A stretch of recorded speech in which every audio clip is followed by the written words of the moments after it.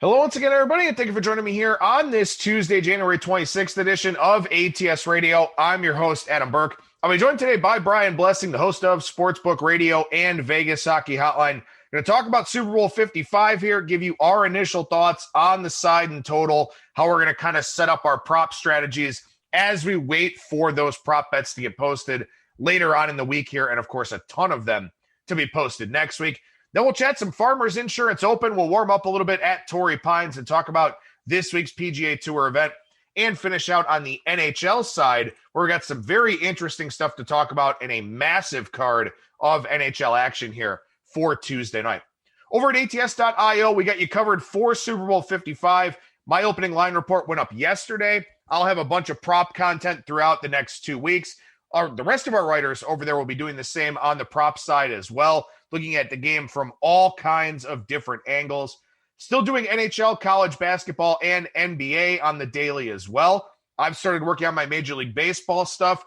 My plan is to try and have my MLB betting guide out the last week of February, somewhere around February 25th. So about a month away from that. Things starting to happen now in terms of transactions. We're getting a clearer picture on the start date for spring training, some of the rules changes for this year. So about a month away from my MLB betting guide over at ATS.io, which has a preview of all 30 teams, a win total pick for all 30 teams. Went 21-9 on those back in 2019. Obviously last year, only the 60-game season. But looking forward to that MLB betting guide, which will be out here in about a month or so time. Finally, download the ATS app, which you can find in the Google Play Store or in the Apple Store. Full article integration from the website. It's a bet tracker. It's an odds screen. Lots of helpful handicapping tools in that ATS app. So make sure you download that today. With that, we bring on today's guest. That is the frigid and cold Mr. Brian Blessing from Sportsbook Radio and Vegas Hockey Hotline. Brian, how's it going today, man? Well, there's snow. I don't know. Everybody around here is going nuts. I mean, I saw enough snow in Buffalo to last me a lifetime. They're all going nuts about it. We get a little snow overnight, maybe an inch in the backyard, and they're thinking about a school day. I'm like, what? Yeah. No, the kids get a kick out. They never see it. Whatever. It's cold. I'd be happy to never see it. I tell you, man. It's funny. We joke about going to Kapalua, and we joke about the Sony Open at Wailea. Hawaii sounds nicer and nicer with each passing winter, my friend. Well, we got a lot of views on the championship videos last week. Let's quadruple that and go to Hawaii. There you go. Absolutely. I think it's a great plan. We'll see how that goes here for Super Bowl 55. And, of course, we do have a couple of videos from Brian over on our ATS YouTube page so far. Some initial thoughts from him on Super Bowl 55. We'll get a full-fledged pick over on our YouTube page as things kind of settle in a little bit. And, of course, a look at the Super Bowl 56 odds, which are already out because, Super Bowl 55 hasn't been played yet. So we might as well think ahead to the next one. But those two videos you can check out over on our ATS YouTube page. And, Brian, as we take a look here at Super Bowl 55 coming up Sunday, February 7th, Kansas City -3 with extra juice, -3.5 reduced juice. Wherever you kind of look out there in the market, those are your two choices. Total mostly 56, some places back to 56.5 here, but there's not going to be a whole lot of movement on the side or the total for this game throughout the week. Not this week, but this is what we said in the opening video where it was, 3.5, 57, came down to 56, 56.5. And we're saying this happens every week. It happened with the Bucks game. Brady money shows. Thing will get to 3 for a while. It's 3 minus 20. It's going to get to 3.5. I think this number gets to 4, Adam, at some point. I really do. I think as people start to dissect this a little bit more and the money starts to flow in, and there'll be late money, obviously, when we get to Wednesday, Thursday, Friday of next week. But I just believe this number is going to go up. Probably closes 3.5, but I do envision a scenario where 4 shows up. Yeah, I think we see 4 here too. Maybe 3.5 is the close, maybe 3.5 minus 15, something like that. But I do envision a scenario where this one does get to 4. I mean, look, Tampa Bay did what they had to do last week. They beat Green Bay. They got pressure on Aaron Rodgers, as we talked about yesterday on the show. And really that was the difference in the game because Tom Brady didn't play particularly well. I mean, he took advantage of just a horrific defensive play call right before halftime, but he had the 3 picks in the second half that Green Bay just didn't take full advantage of.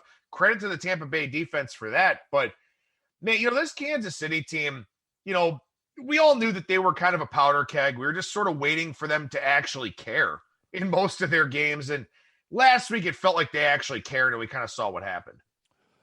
Yeah, I think there's a combination of things that are in play here. But to me, the story coming into this game is Brady, Mahomes, blah, blah, blah, blah, blah. It's Kansas City's defense because nobody did to the Bills' offense what Kansas City did. And I love the low-hanging fruit and all the wing baskets are coming out of the way. Oh, the big game, the stage is too big for Josh Allen, blah, blah.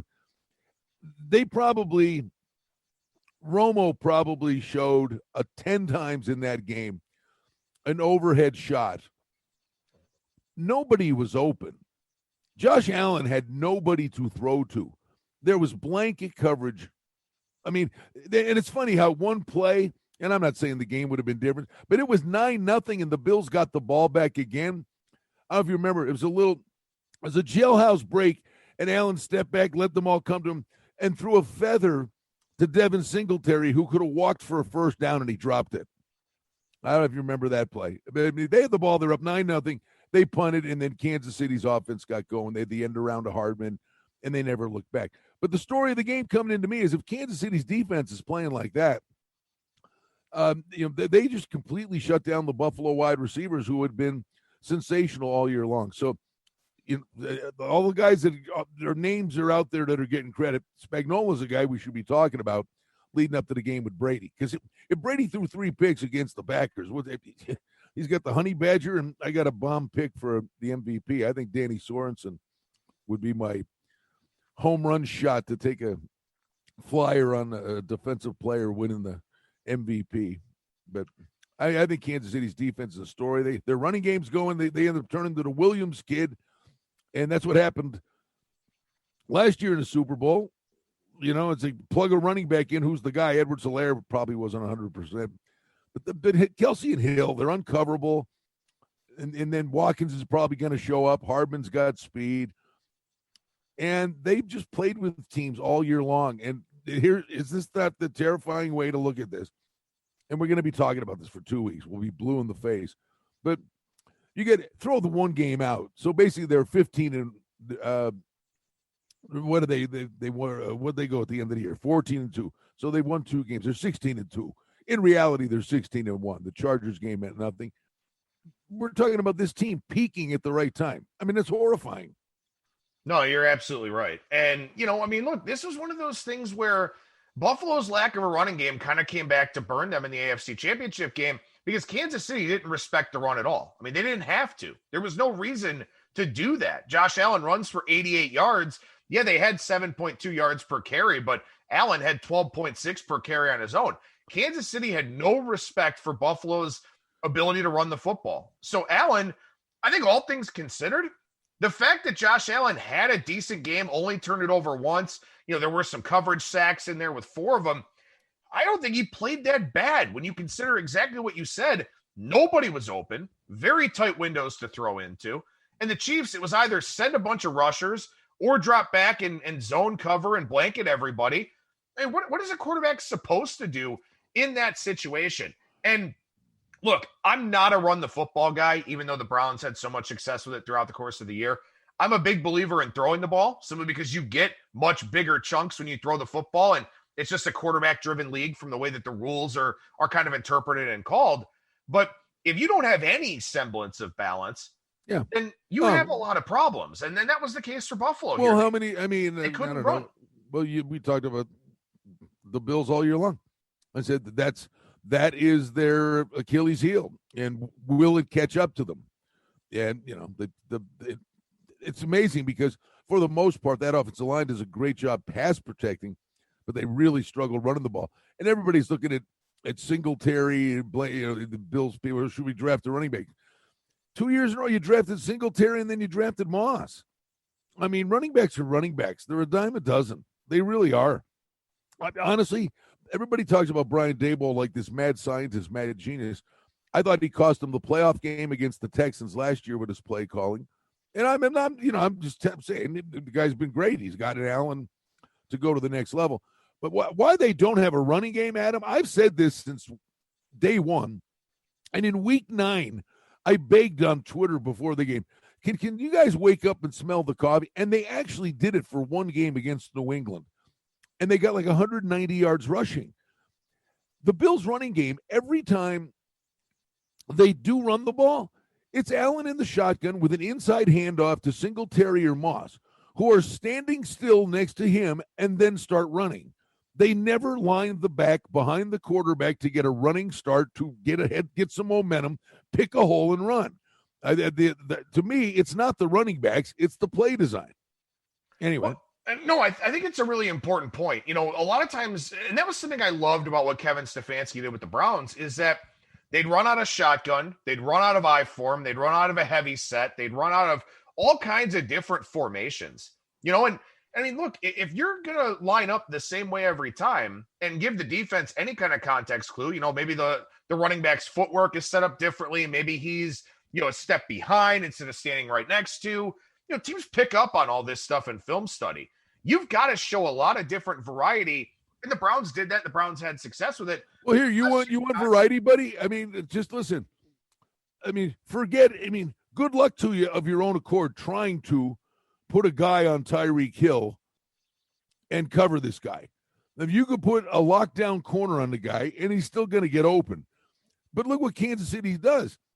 Hill's either in the slot, he's outside, he's constantly in motion, and Hill gets a running start with no one, hand checking him right at the line. Even a guy like that who's virtually uncoverable, Kansas City's got him running all over pre-snap, which makes him even more lethal. Right. No, and that's what you do. I mean, you kind of move Kelsey around the formation. You move Hill around the formation. You get people moving around. And Andy Reid does a masterful job of that. And even to take it down to the college level, I think about the national championship game with Alabama and Ohio State. Devontae Smith was in motion before just about every snap.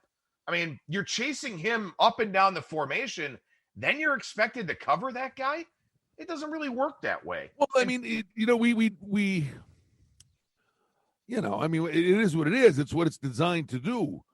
But when you're talking about electric players like this, what motion is designed to, and it does, you have the defense moving, but it also creates a little pre-snap chaos. It's part of the chess match. And, Kansas City is as good as anybody doing it. Well, and this is why I like Kansas City in the Super Bowl. And, I mentioned this, taking a -3 yesterday was probably a good idea. I don't know how many -3s are going to come back at reasonable juice here if you can't find one right now. But when you look at the first meeting between these two teams, Mahomes threw for 462 yards, and only about 40 or 50 of those were in the last quarter and a half. I mean, they had Tampa Bay completely pegged from a game plan standpoint over the first 3 quarters. The Buccaneers only covered because they scored 14 points in the fourth quarter when the game was already decided. And the Chiefs just kind of knew, hey, if we need a drive, we'll get it. And they got it at the end of the game to play keep away, get enough first downs, ice the victory.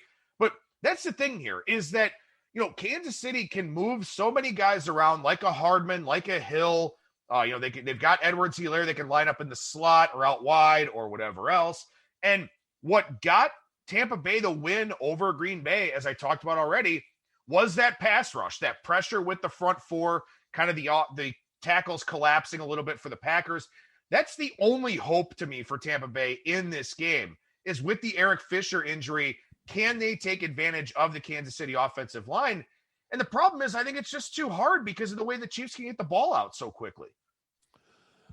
You look at this thing and, Indy could have won and kept going. And you look at Tampa Bay, Washington gave them a tussle. They beat the Saints. Breeze wasn't 100%. And then this last game against the Packers, they go on the road and they beat the 1 seed. It's hard to shoot holes at them, but you watch, that game, the halftime play won the game. A goofball idiot play by the Packers. And, as we look back on that game, I marvel at this stuff. Buddy, you know, I'm just an idiot, and I'm sitting in my living room and I'm watching a game. And it's, what was it, 2nd and 1. Packers got 3 timeouts. It's like whatever was left, 2:10, something like that. They go to commercial. And before I shut everything off for the Bills game on Twitter, during the commercial break, I'm not looking for a pat on the back here, but I'm just saying this is what is mind-blowing to me. I carp about the value of timeouts, and I would say that Indianapolis could be playing in this game. They're home because they blew timeouts. Your Browns could be playing. Seriously, they blew timeouts. The simple things that cost you games, and that I just don't understand why teams don't understand. Just take the 5 yards. Why this is always a thing. And then I'm sitting there during that commercial break. It's 2nd and 1. It's like the perfect scenario. During the commercial break, I tweet out, are the Packers going to jump offsides on purpose? And will Arians be smart enough to decline the penalty? The Vrabel move. That's what I put out on Twitter during the commercial break. They literally hadn't even come out of the commercial. They hadn't even set up to snap the ball, and some guy from the Packers goes offside. And Arians takes the penalty. I'm like, wow, what are you, an idiot? I mean, it's 2nd and 1. Now, you can get a penalty and it becomes 2nd and 6, a false start. But basically, if you play the odds, it's 2nd and 1. You got 2 downs to get a yard, and now you've blown the 2-minute warning and their timeouts, and you're virtually, if you do give Rodgers the ball back, he's getting it back with 10 seconds left. This guy takes the 5-yard penalty. The Packers get him to 3rd down, and there's the holding penalty, the late flag. He did pull the guy's jersey. But if that kid didn't pull the jersey, that pass is incomplete. Aaron Rodgers is getting the ball back with 1:50 to go. What like Arians looked at that like, well, that's offside. We got the 1st down, guys. He didn't know that was coming. That was the perfect scenario to decline the penalty. And, oh, by the way, you've got the greatest quarterback in the history of the game that runs quarterback sneaks. He could have run 2 quarterback sneaks at worst to get the 1st down, and the game was over. But Arians declined the penalty and got away with it. I just marvel at this stuff. And that's something I'm thinking about here, too, with this game is Andy Reid. I mean, the guy is an exceptional game planner, a very, very good head coach, very good schemer. And Tampa Bay, it didn't come back to hurt them in the first half, but it damn sure could have.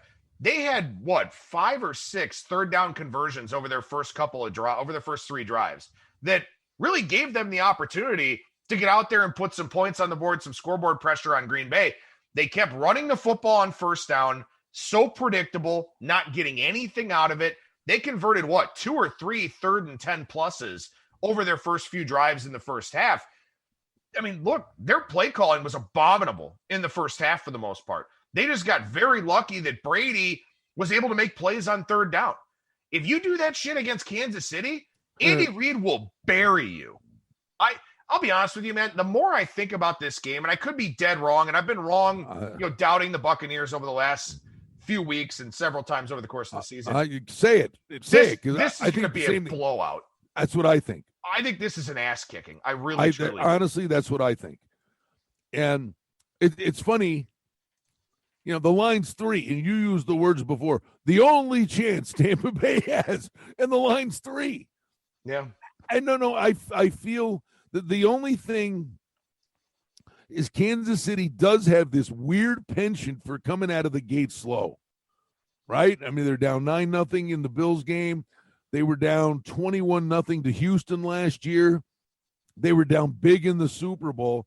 Yeah. If they ever come out of the gate fast, if they get up 14-0 and Brady's one-dimensional, the way that defense played this past week, I'm with you. It's a game that could be. And oh, by the way, if you remember that the long stretch of the Super Bowls were just duds. They were all, ass kickings. We've been treated to a lot of good Super Bowls, I think, for a number of years now. I don't know that this one's going to qualify. No, I don't think so either. And this is one, too, where I talked about this on yesterday's show. The spread hasn't come into play in a Super Bowl since 2009, which would mean that either the underdog has won outright or the favorite has won and covered. So even though this thing probably goes 3.5, maybe 4, I don't envision a scenario where Kansas City wins this game by, 1 or 2, maybe 3 points, something like that. If Kansas City is going to win this game, I think they win it big. I think if Tampa Bay wins this game, that's when it's close. And at that point, the spread, it doesn't really matter anyway. So, well, yeah, I tell you, do a rain dance. And believe me, you can get the skies opening up in Tampa Bay. We haven't seen a forecast that far out yet, but, you want it off track. Somehow slow them down. And listen, this isn't to diminish the weapons that Tampa Bay has. Listen, they went up, not to diminish what they've done. They're here. Brady's here. But, they won in Green Bay. Give them credit. I mean, the Packers did a lot of stuff to, lead to their own demise, but Tampa Bay took advantage. Tampa Bay took advantage in New Orleans. Survive and advance. They're here. So don't forget, they won this game without Antonio Brown. So, they've got weapons. And Fournette, had that nice spin move for the touchdown. If they can get a lead and he can hammer the rock and shorten the game, I mean, there's a formula for Tampa certainly to win this game. I think we're maybe we're doing what we warn everybody not to do, and that's go overboard with what you last witnessed. But there's just something about you had to go back to November 1st before Kansas City covered a game, and they had a bite to their game. They had a real edge. I think they really rose to the occasion here because I think they thought, and to their credit, I think they thought that was the team that was a main danger to them was the Bills, and they beat their ass. Yeah, no, I think that's true. And I even texted you last week, and again, maybe we are being too harsh on Tampa Bay, but I even texted you last week after Tampa Bay won, after kind of watching that performance, that I wasn't impressed with Tampa Bay's performance. I really haven't been that impressed with Tampa Bay all year long. I know they've won and found ways to win and all of that, but their body of work just doesn't stand out to me. And I straight up texted you. I said, the AFC Championship game is the Super Bowl. I think whoever wins that game beats Tampa Bay. So, I'm not going to back off of that. I'm going to try to find more exciting angles to talk about as we go forward here over the next, 12 days or whatever it is. But, well, let me throw one at you. Just one. Close your eyes, picture the game you just watched, the two games you just watched. They were able to get to Josh Allen numerous times where Allen could not get away from pressure and get out of the pocket. He did it all year long. And he holds on to the ball too long. Well, for starters, no one was open. He's done that all year long and been able to escape, extend plays, and then find guys that were wide open downfield. Kansas City's defensive design. How many times up the middle or off the edge did they get to Josh Allen, who was arguably one of the, I don't know, say he's one of the top 5 mobile quarterbacks, maybe higher, I don't know. But they consistently got to Josh Allen, who's evasive. Brady's a pylon. Yeah. Yeah. I can't disagree with anything you said there. Frankly, you know what? In evaluating that game from a Buffalo standpoint, I don't mind the game Josh Allen played. People are talking, he held on to the ball too long. And look, he had turnover issues, especially in his first year, but even in his second year too, where he had some turnover issues. He did take some sacks and, kind of put his team in some bad spots. And look, he didn't really hurt his team that badly in that game. He had one horrible throw, should have been picked. He threw one bad pass on an out to Diggs. It was just a quick out. He sailed the up pass. But again, he's back there. He has them in the right plays, the pre-snap routines. He did everything he's done all year long. The difference was, other than Beasley, who's almost uncoverable underneath, Davis was playing on a bum ankle. Not an excuse. He's their big guy, but he was rendered moot because he wasn't 100%. Davis is their big guy in the red zone.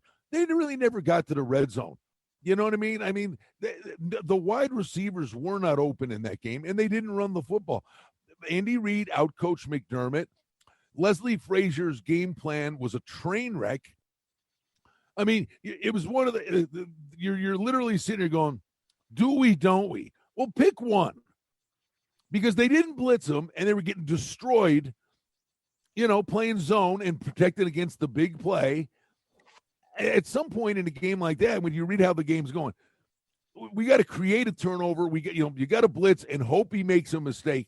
Plus, they should have been blitzing from the first snap of the game because we don't know about the guy's toe. It was a really bizarre game plan on both sides of the ball.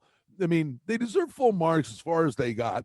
And I don't, it's over. I was like, hey, the better team won. Move on. But I just thought their game plan on both sides of the ball was really pedestrian. They got outcoached.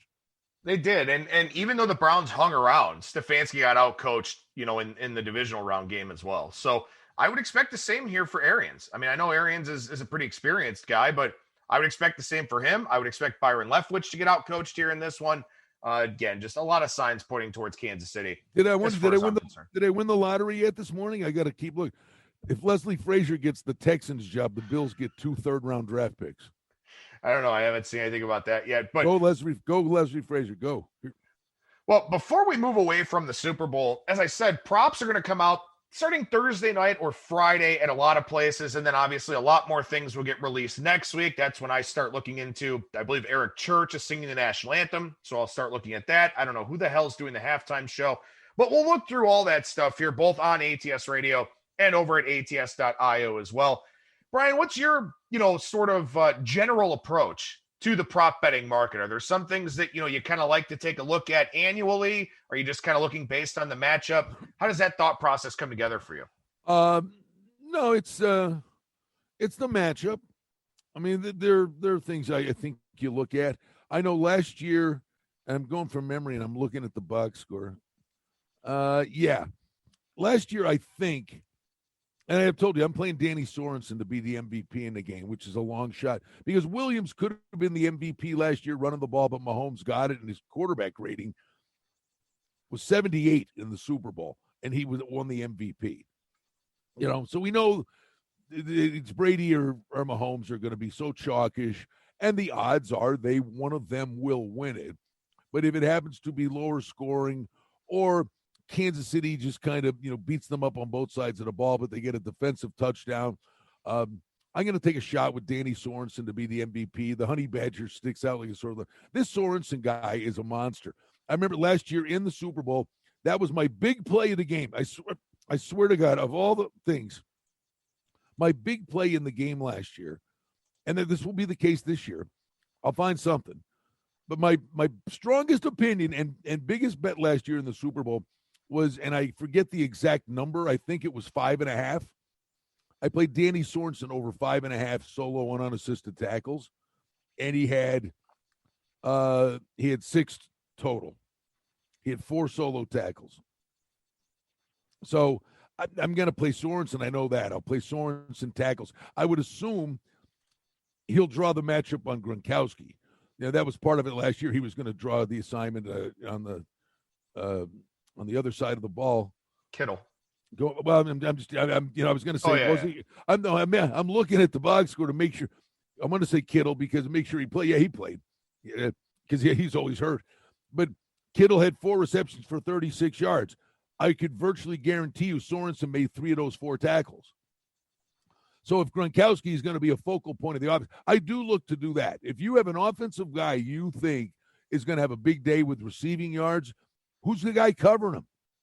If they're going to target a guy, 12 times and he's going to get 9 catches, other than if he goes for a touchdown, the guy covering him is going to make 75% of the tackles that the guy gets. You know what I mean? And you get the deflated number on the defensive side of the ball. But if he's the guy covering the guy you think is the focal point of the offense, you get the I hate the value word, but the lower numbers on the guy that's going to be covering him and his tackles. So that's how I do look at the game. I kind of go inside and try to find those kind of things where if you can say you found an edge, you find an edge. Yeah, there are a lot of different ways to attack this. I had Patrick Mahomes' first touchdown last year. That was something that was a big swing for me because I was kind of about 500 on props, but I hit that one, at a pretty nice big price with his 1-yard touchdown. I had a lot of just different types of things. Damian Williams, I wound up having him over his total yards rushing and receiving. That was an easy one that came through. As you said, he could have wound up very easily being the MVP in that game. I think about a lot of different things. I think about who's going to line up with who. I talked about all the pre-snap motion for the Chiefs, so it's hard to take some defensive player stuff with Tampa Bay, but I'm sure I'll find some ways to do that. Then you also think about game state. How do you expect this to play out? Like you and I are both talking about, we think Kansas City wins this game and wins this game comfortably. So that would mean Brady's going to have to throw a lot because Tampa Bay is going to be trailing in the game. Who benefits from that? Do I wind up taking Tyler Johnson over receptions, over receiving yards, something like that, thinking that the Chiefs just decide, you know what, Mike Evans is not going to beat us. Doesn't matter what the score of the game is, Mike Evans will not beat us. So maybe look at Johnson or Scotty Miller or somebody like that. I start thinking about that. I think about game state, kind of what the focal point will be. Generally, I wind up finding the third receiver option, something like that. I remember a few years ago in the Super Bowl, Brandon LaFell for Carolina. I had him for anytime touchdown, I think first touchdown, and a few other props. That was the game where he basically had his head ripped off at the 2-yard line before he would have been going in for a touchdown, but basically got decapitated, left the game with a concussion. But he was right there, on the doorstep for going over a lot of the props. So that's kind of what I like to do. I like to find some defensive guys based on matchups, then kind of find the guys that, maybe people aren't expecting to be a huge part of the game plan, but wind up being that way because it's the Super Bowl and you've got elite playmakers, elite quarterbacks, generally speaking, elite to above average coaching minds, that they're going to find other edges that I think we can play on in the prop market. Well, you look at this last game, Devin White had 15 tackles. He's a tackling machine. I don't know that it necessarily plays out the same way because how Kansas City's offense is designed. But if Kansas City gets a lead and then they go to the running game a lot, I mean, a guy like, that's a ridiculous number. They're not going to hang, 12 and a half tackles for White. I mean, it'll be something up there. It'll be something about, 8.5, 9.5, probably total tackles on a guy like Devin White. The one thing, I don't usually play these things, but I think with these two quarterbacks, I may play the longest touchdown of the game. They'll probably hang up. Usually it's like 42.5, 43.5, something, maybe longer. I might play it. I mean, and we'll find out by the time we get there, but both Tampa Bay safeties are hurt. Now, maybe they're ready to go by the time you get to the game, but if you got some inexperienced safeties back there against Mahomes, I mean, those deep corners sets up somebody to run a 9 route and like wide open for Mahomes. And like you think about it from last year, I mean, Travis Kelce caught all 6 of his targets, but only for 43 yards. His longest catch was 11 yards. So, you kind of look at that game and you think, okay, is San Francisco, who has a matchup nightmare tight end in George Kittle, going to focus on the matchup nightmare tight end on the other side? And they absolutely did. And they really did hold him in check. Now, he did score a touchdown for the anytime touchdown and all that, but again, he only had 43 yards, only 6 catches. So you start thinking about, what is the other team going to try to take away? Is there something that they understand, the absolute importance of that, they can prep for in practice, something like that? I love the props. The props to me are my favorite thing of the entire NFL season, because to me, I'm going to sit there, I'm going to get in the minds of all 4 of these coordinators and try to figure out what they want to achieve. And obviously we have a recent data point for Andy Reid, just having been in the Super Bowl last year, and Eric Bieniemy and Spagnuolo and all that. But, to me, I think it's the most fun way to approach the props, because I think Kansas City wins this game in blowout fashion, but the number's probably right. The total's probably right from a betting standpoint. I'm not going to bet Mahomes to win the MVP because it's going to be probably even money or something like that to do it. I'm going to find stuff that's kind of off the beaten path a little bit, maybe even some cross-sport props, just ways to have a very diverse portfolio for the Super Bowl. Well, you're going against the market, but you're also going against the odds makers. When you say you're trying to get in the head of the quarterback, well, you can try to get ahead of the odds makers in the betting public too. And from a props perspective, I mean, it was like, to me, it was a license to print money in the last month of the season. The Bills had a Monday night game with San Francisco, a Sunday night game with Pittsburgh. Then Saturday they played Denver.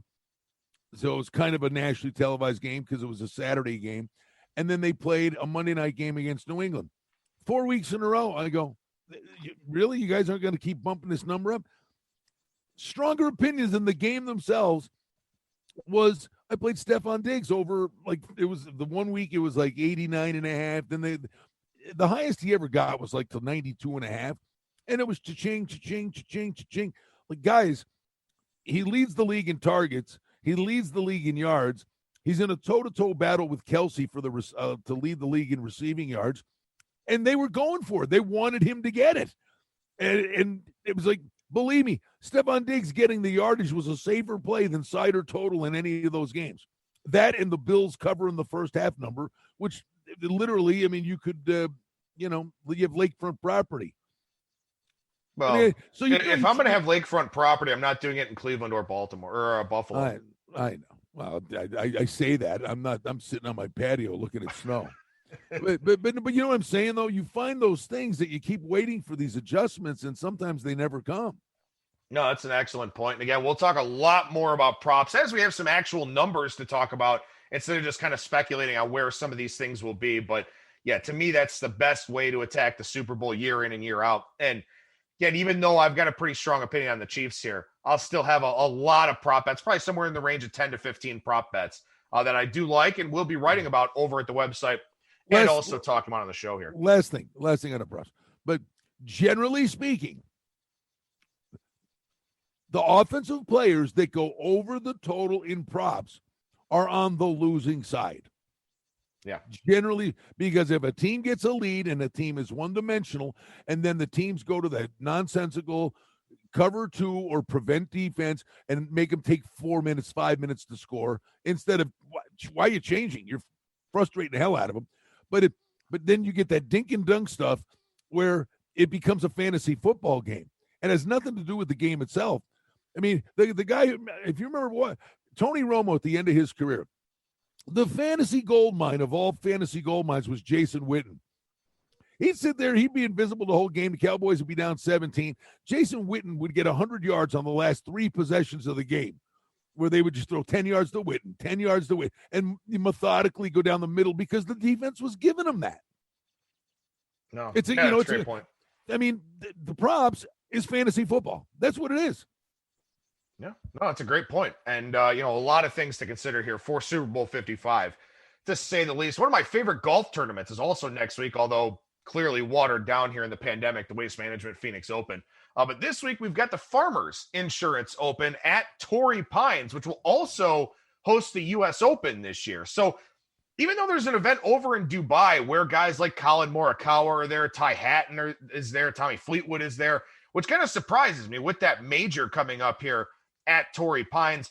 We've still got a pretty good field this week. No Dustin Johnson. Tiger Woods had back surgery again. We're missing guys like Patrick Cantlay, Webb Simpson, stuff like that. So we got John Rahm, the favorite, 7-1 at DraftKings. Rory McIlroy about 9-1. Xander Schauffele, San Diego State product at 12-1. Tony Finau, 17. Harris English, Hideki Matsuyama, Patrick Reed, all in the 25s. Some very good players in the 30 and 40 range this week. What happens is without Cantlay and Simpson and all of that, some of the prices kind of get spread out to some degree. And with a couple of single-digit guys in Rahm and Rory, I think we got some good betting value here at Torrey Pines this week, Brian. Yeah, it's so early in a season. Real quick on Dubai, as you mentioned, I just not to gloss over it because you made me think, and I went and looked. Rory was a runner-up at Dubai this past week, and Ty Hatton was just lights out. And now Rory's traveling all the way the heck back, I'm sure in luxury, but that's a lot of travel. But he was in good form. Didn't get anything done on Sunday. Guys that always play good over in Dubai, Martin Keimer at 40-1, who had a real solid last year. Henrik Stenson, don't sleep on Henrik Stenson.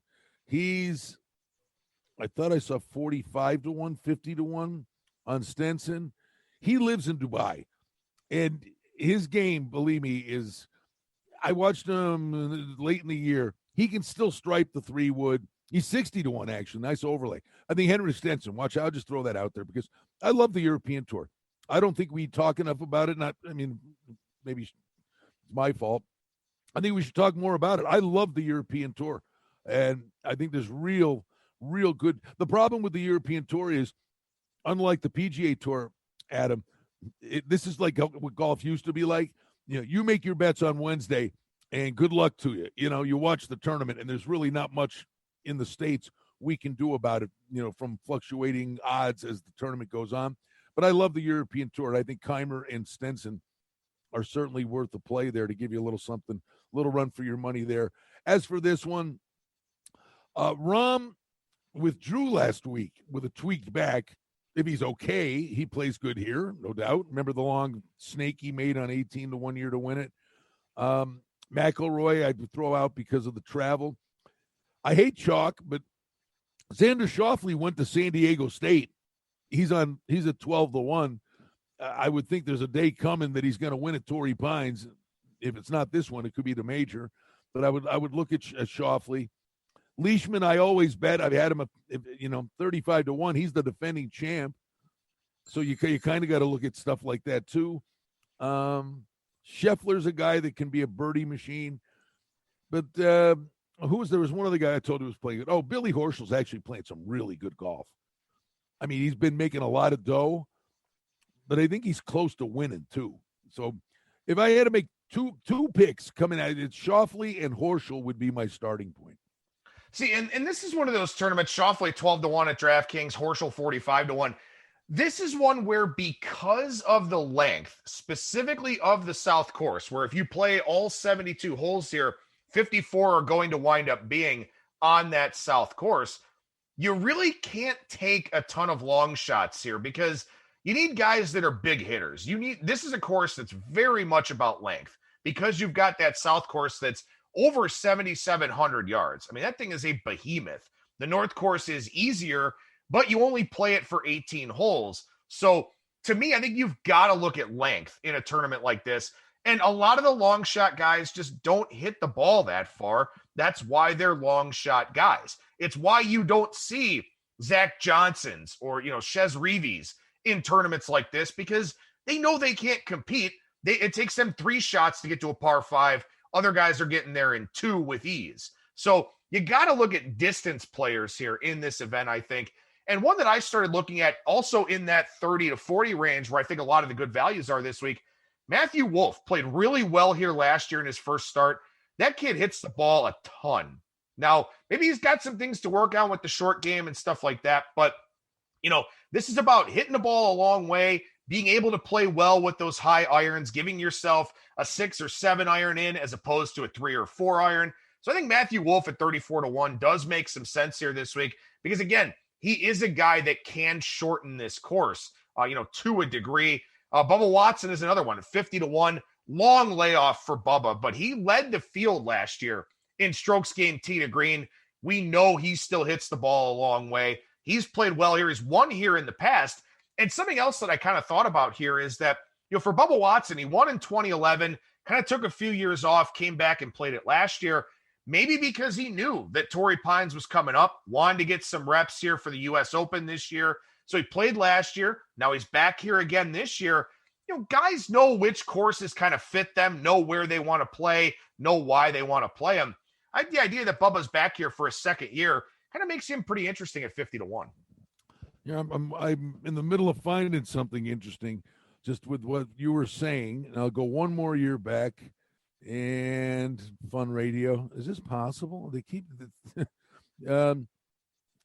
at the Farmers Insurance. I'm looking at the last, that's 2019. The last 3 years, a guy you described that merits a look, and I think he's a different player, is Jason Kokrak.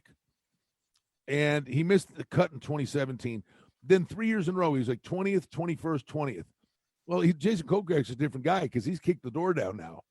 So he's got a win under his belt. He's playing with house money. Jason Kokrak, just listening to you describe what you think it's needed to win this tournament, I would look at a guy like Jason Kokrak who, won in Vegas. He almost won at Colonial. His game's getting better and better. He's a much better player. Plus, now he knows how to win. I think Kokrak's worth a flyer here. I'm looking to see what we got on him. 66 to 1. 66 to 1. Yep. Yeah, Jason Kokrak. All right, you talked me into it. So I'd say Schauffele, Kokrak, and Billy Horschel as a starting point. There you go. I like those three names. I like those three names quite a bit. One name that you and I did talk about before the show here, he is a massive long shot. I'm seeing him actually as high as 225-1. I had him here last year. I know who you're talking about. JB Holmes. Yep. Now, the problem here with JB Holmes is that he hasn't played in forever. I mean, it's been at least 3 months since he's had a start. I don't even remember when his last start was, but he does have 3 top 6 finishes this year. Was 16th at the Farmers Insurance last year. And again, you don't necessarily have to bet him to win, but places like DraftKings offer top 5, top 10, top. Oh, by the way, it's finally coming matchups. to Vegas by the end of this year. They said top 5. I've begged for this for a decade. If you get a guy like JB Holmes at 175 to win, you should still get 60-1 on him to be in the top 5. Yeah, I mean, I can't. How many times can I run second? I'm sitting there. We were talking before we went on the air. I said, "Oh, whether the Danish guy or whatever." And I'm going, "Yeah, Alex Noren." I had Alex Noren at 100-1. He lost on what was it, the 5th extra hole? They had to finish it on a Monday against Jason Day. Great pick. Loses in a playoff. I could have had him at top 5 at 40-1. Wasn't offered. Right. No, I think it's huge. Again, you can have a very diverse portfolio when it comes to golf betting. JB Holmes 8-1 to finish in the top 20, 4.5-1 to finish in the top 30. Again, maybe he doesn't because he hasn't played in a long period of time, but there's nothing wrong with taking a guy you like in a futures market at 35-1, but then also taking a look at him, for a top 10 in the 5-1 range or something like that. A lot of ways to bet golf in this legal U.S. market, and I'm glad to hear that you're going to have more ways to bet golf out there in Vegas soon. No, I'm counting. I'm trying to think, which one was it? It had to be the Safeway. I bet him here in the fall. I think it was the Safeway Open, and he shot 70 in the first round. But I saying that he was like 100-1. JB Holmes, he was like 5 under through 8 holes. He was the leader. And I'm like, all right, yeah, going to get a run for my money here in a week. And then Snowman, double. That's the problem with him. Disaster is always looming. Can he string it together and not? He's kind of like the long shot Ricky Fowler. Fowler, you watch Fowler. You watch his game, tee to green, and he's right there, and then all of a sudden, where'd Ricky Fowler go? He took a triple. These guys that can't avoid the train wreck. Yeah. Who else is becoming that way is Tony Finau. Oh, my God. That dude cannot win a tournament. If you watch this tournament Sunday, and, Patrick Cantley played great, shoots a 61, but Siwoo Kim was clutched down a stretch and won by a shot. But Finau could have won that thing in his sleep. He missed 3 2-footers, like 2-footers. He can't get out of his own way.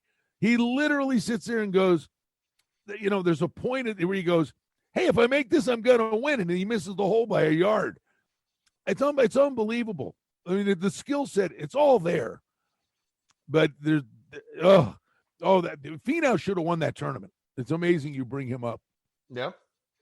Tony Fowler and Ricky Finau? Is that what we should just start calling those two guys now? That's a good one. At this point, they're interchangeable. Ricky Finau, Tony Fowler. Oh, man. I feel so bad for dudes like that, too. Like, I know people are going to sit there and say, yeah, well, they still make good money for finishing tied for 4th or whatever. But, man, I root for Ricky in every major. And I'm going to get to the point now where I'm going to root for Finau in every big tournament, too. Just because I can't imagine. And there's nothing I hate more. And golf's a little bit different, obviously. There's nothing I've ever hated more than like when people shit on Clayton Kershaw because he's one of the best pitchers of all time, but he hadn't won a World Series. Oh, he's so bad in the playoff. Okay. The guy's also awesome every regular season and helps get his team to the playoffs. Like, I hate that narrative of guys that don't show up on the big stage. Well, there you go. It's a little different because it's individual, but man. Well, buddy, it's the exact same premise. I knew this was going to happen. And, every dumbass with the low-hanging fruit, and, even if they'd have won the thing, they'd have found a way to shoot holes at him. There's this big faction of Josh Allen haters out there. Why? Whatever. But Told you. That's why I said, started this thing with you. Oh, Allen was terrible. It's the big stage, and blah, blah. I told you he's nothing. Like, guys, if you watch that game, I mean, there wasn't a whole hell of a lot he could do. No one was open. But that's, you're the quarterback. You get the praise or you get the blame. Yep. No, absolutely. So some good thoughts there on the Farmers Insurance Open. Make sure you check out my preview over at ATS.io for that tournament as well. And Brian, we'll finish up here on the NHL side of things. And something interesting I threw at you here at the or before we started recording, home favorites in the NHL so far, 35-13, 72.9% on the season. Last year, of course, the season was shortened a little bit. Now we had the round robin games, which are included. I don't know why, but they are.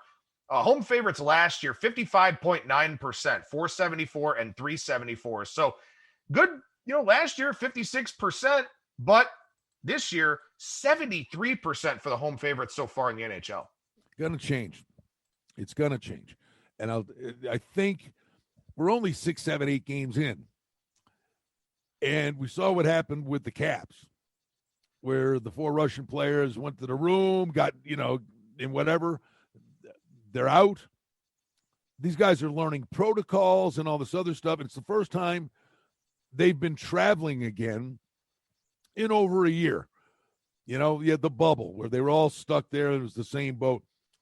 I think in fact, I asked Pete DeBoer this after the first road game in the post-game press conference, and he said, no, not to the point where it would impact the way we play, but I think it's a real thing. They're learning the protocols, what they can and can't do on the road. Literally, these guys go to the rink and the hotel, but they go to the hotel and they go to their room. There's no interaction. You know what I mean? Like these guys, you go to your room and be a good boy.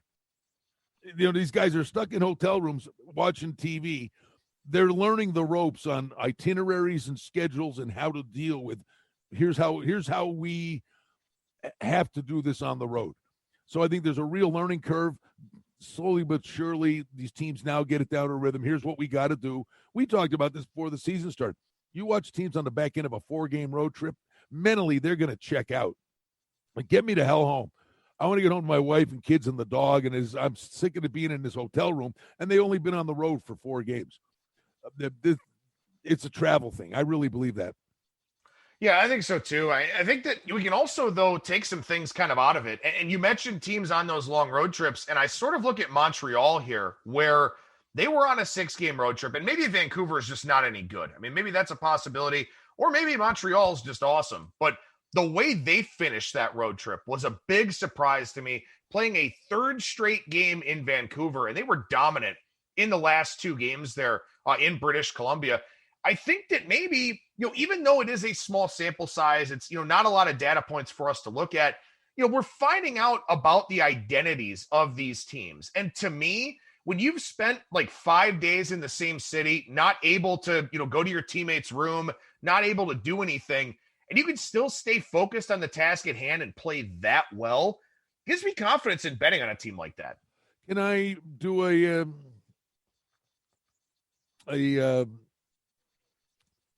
stupid plug? Do you mind if I do a plug? No, that's fine. All right. My buddy Cam Stewart, we have a podcast. It's called The Hockey Betting It's the Hockey Betting Podcast. TheHockeyBettingPodcast.ca. He's an idiot and funny. He's a box of rocks. I mean, he literally, we laugh half the time we're doing it. But the winners were given out, honest to God, I mean, I'm being dead serious.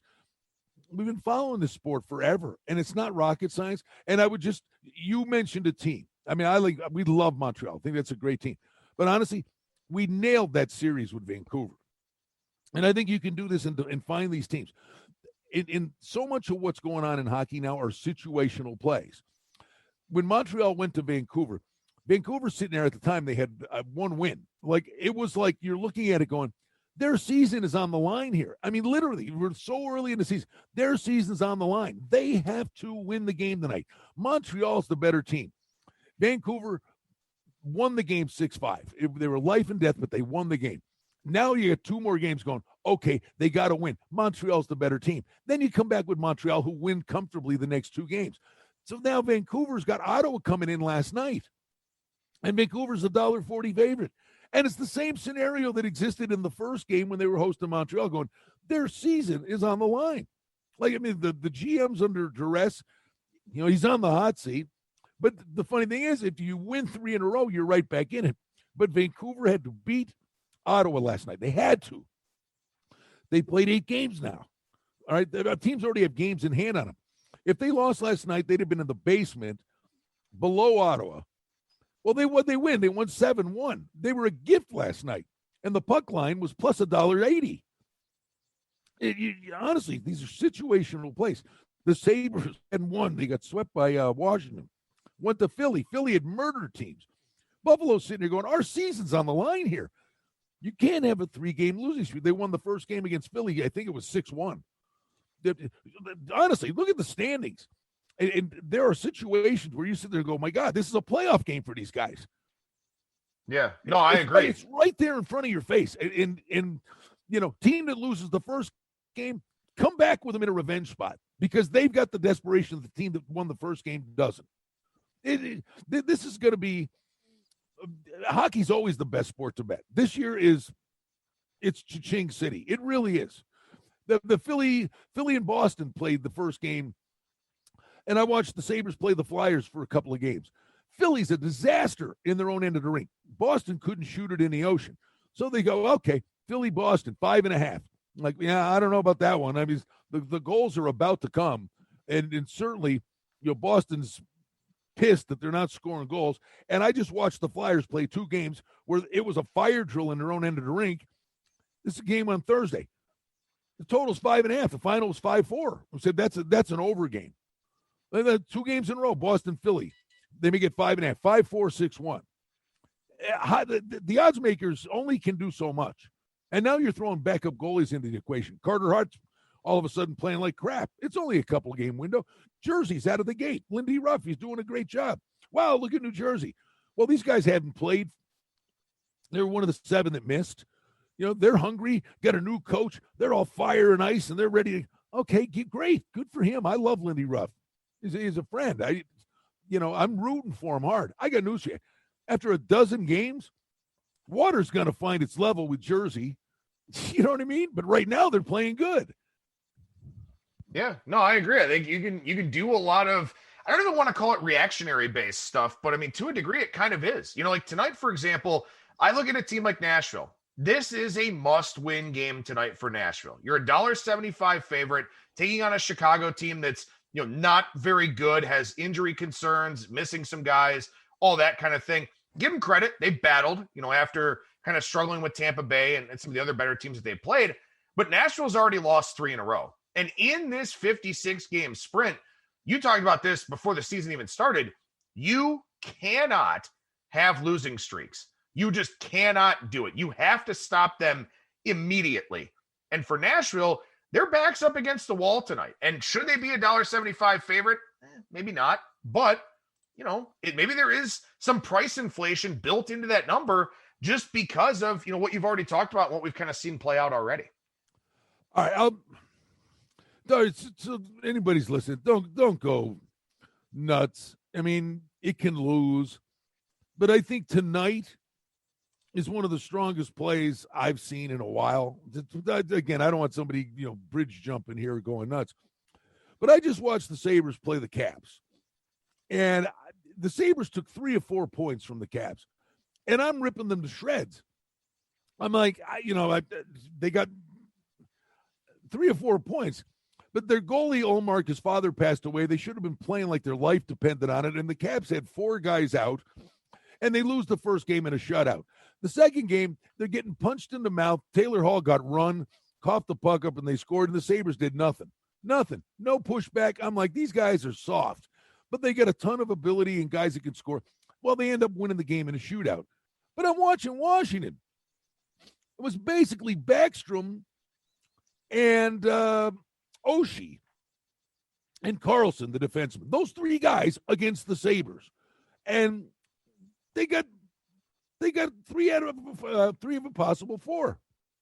Okay? They're playing the Islanders today.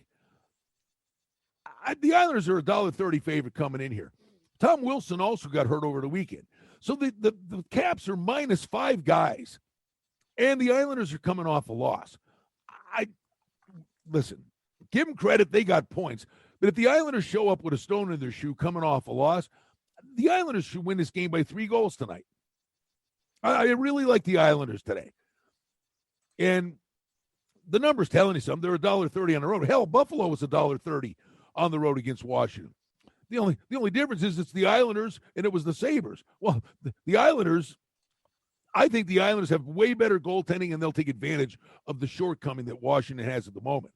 If Buffalo to beat them the 2 games the way they should have beat them, the Islanders would be $1.70 here now. All right, I like the Islanders. Enough said. Don't please, if you're listening, don't go nuts. Watch the Caps win or something. But I think the Islanders step on their neck tonight. One other situation I want to ask you about is Columbus. They finally make that Dubois trade, and they didn't want to trade him. I mean, he's one of the best players on the roster, but it was not a good situation at all. We, of course, saw that shift, where he wound up getting benched for the rest of the game against Tampa Bay and all that.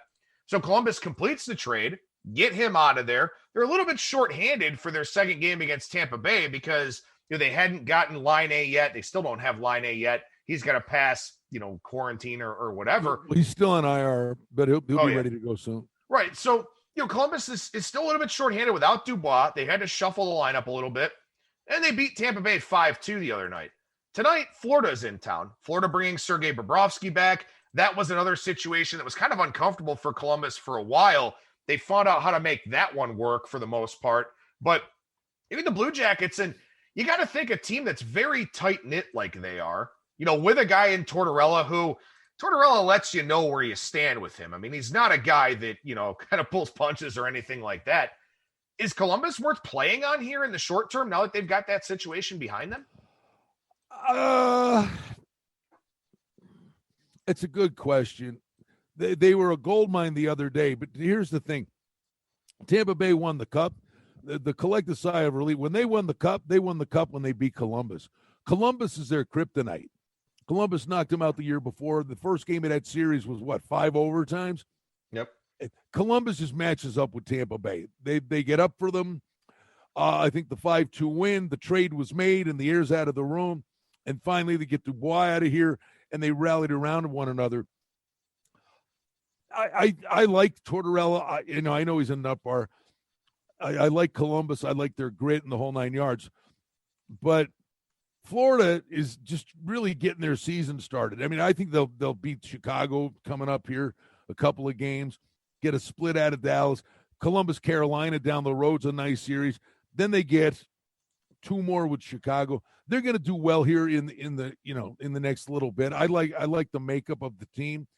And once Liney gets in there, they'll get a short-term bump. Like you said, they don't have him yet. I'd be a little leery. I wouldn't be jumping on him right out of the gate. And actually playing Florida could be a letdown for them after beating Tampa Bay like that. This could be kind of a sketchy letdown spot. You know what I'm saying? I mean, I like the team. I think down the road they're going to do very well. But I buyer beware for me against Florida here. I mean, Florida. You look at the Central Division, man. These teams now have to play 52 games in 100 days. Dallas, because you had the problem with who was first. Dallas was first. Florida couldn't start their season. All right, so Florida then beat Chicago a couple of games, and then they're supposed to play Carolina. Carolina gets it. So Florida, they're as healthy as they could be, and these guys haven't played a game since last Tuesday. And they've got to make up all these games now. Florida's done nothing wrong. Has anybody done anything wrong? That's the wrong way to put it.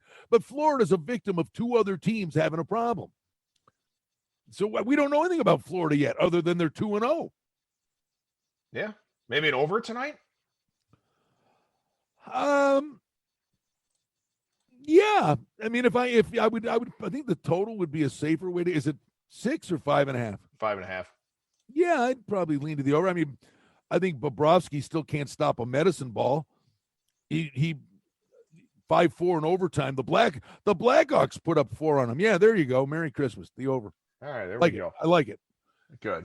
I liked a lot of what we talked about here on today's show with Brian Blessing, the host of Sportsbook Radio and Vegas Hockey Hotline, also contributor to our ATS YouTube page. We'll have a lot of Super Bowl content coming up, including a lot of prop videos there from Brian. But Brian, what about the two shows? And also you mentioned the hockey betting podcast. So I guess you got 3 shows going on right now. Yeah, the list is growing, kid. It's fun. It's nuts. Tuesday's all you and me. I got you. We do your thing in the morning, and then you'll join me on Sportsbook Radio. It would be 2 to 4 Eastern on Sirius Channel 204. And Adam will be on with us in hour number 1 today. Do that with Stevie Slapshot, odds makers, handicappers, both sides of the counter. Got you covered. We do Vegas Hockey Hotline, 1 p.m. Pacific time, KSHP.com. You can listen to it live if you're a hockey fan. The Hockey Betting Podcast.ca with Cam Stewart. All of this nonsense is on my Twitter at Brian Blessing. How's that? Keep it simple. There you go. Sounds good. You know what? One thing, though, I do want to say, and you will do, and we do the videos for you, but the next 2 weeks are crazy. We get to the point by Tuesday next week, we're sick of it, play the damn game. But then we get a second win with all the props. And every year we'll be at Sunset Station early next week doing the shows. But on Thursday and Friday, it's our annual Super Bowl prop shows. Jay Cornegay's kind of the king of the props. We'll be over at the Superbook doing the radio shows. Oscar Goodman's coming by. He always comes by. It's always good fun.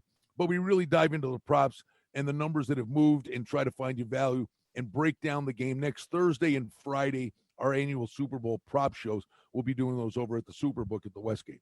Oh, it absolutely sounds awesome. Definitely looking forward to hearing about those, and looking forward to being on your show today here this afternoon as well. Brian Blessing, buddy. Host of Sportsbook Radio and Vegas Hockey Hotline at Brian Blessing on Twitter.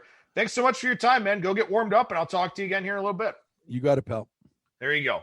Brian Blessing, always fun talking NFL, NHL, and golf here with him on today's show. Coming up on Wednesday's edition of ATS Radio, we'll chat with Kiev O'Neill from the Odds Breakers about his thoughts on Super Bowl 55, early side and total, kind of his prop strategies, then take a look at the college basketball side of things, taking a look at the Big Ten and some of the other games coming up here for this week. That'll do it for me. Thank you so much for listening, everybody, and I will talk to you again tomorrow.